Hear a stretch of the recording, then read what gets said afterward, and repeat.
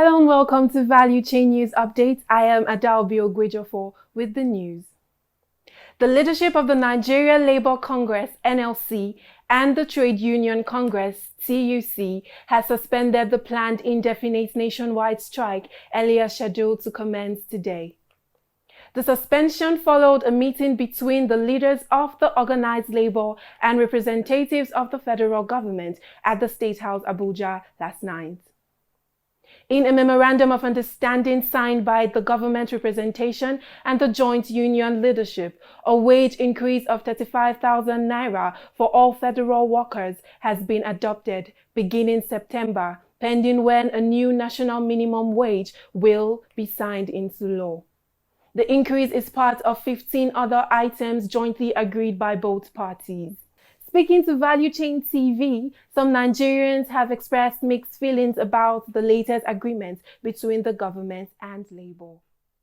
Leaders of the NLC are not competent to defeat. That makes even the masses who are supposed to support them and answer whatever they call for, because they are fighting, they are economic freedom fighters. But they don't know the meaning of that economic freedom fighters, the leaders of NLC. If they know, really, they could have stand by their feet and fought the government. Tinubu will fulfill most of these promises. Most of these promises. That's one of the reasons why he removed the fuel subsidy, to free some money into the economy.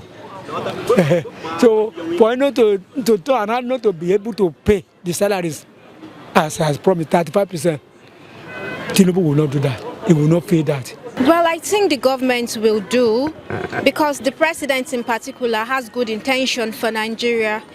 But also I'll encourage NLC to be very patient with the president. You know, leadership is not easy. There are a lot of pressures here and there, national pressures, global pressures. So we need to understand him. And I also believe that sometimes the both parties will come to a very good agreement.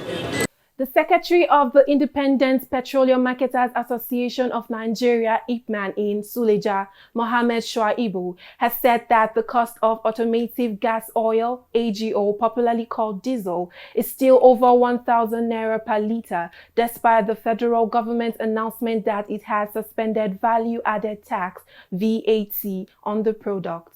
The IPMAN secretary noted that the development is just an announcement at the moment as marketers await implementation.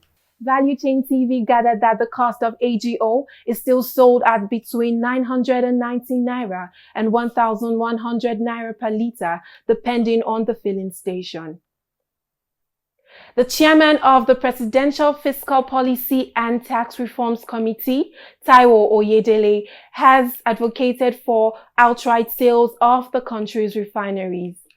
Speaking at the Platform Nigeria Symposium, which held recently in Lagos, Mr. Taiwo stated that the National Assembly has spent over 10 trillion naira maintaining the country's refineries, even when they have not been producing refined products. Mr. Taiwo stated that unless the country deals with inefficiency, its price of petrol will be the most expensive in the world, even with refineries processing crude oil, lamenting that the country would have succeeded in replacing the subsidy at the pump with the subsidy for refineries. Valuechain TV reports that some Nigerians have expressed support over the suggestion to sell refineries. Government has no business in business, as it were.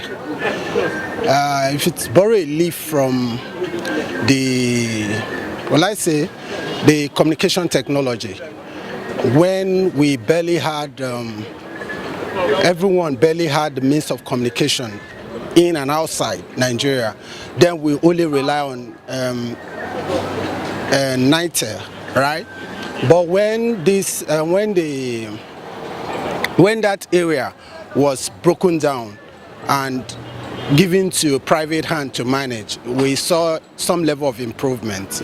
The Nigerian system, it has to do with mismanagement. We have all that it takes, but mismanagement obviously has held us down over the years. A youth, I'm in Nigeria. I support the government should pick the refinery so that youth you can get work. Prices of major food items such as maize, milk, and plantain have almost doubled within 12 months in what has been described as the largest price increase in Nigeria. In the latest Consumer Price Index report by the National Bureau of Statistics, food inflation rose to 29.34%, the highest in 18 years, from 26.98% in July. The report indicates that the average price of 1 kilogram of white maize grain rose by 93% to 580 naira in August, from 300 naira in the same period last year. The yellow variety also grew by 90.2% to 583 naira from 306 naira. Also affected by this increase is the price of evaporated canned milk, going up by 81.7% to 431 naira.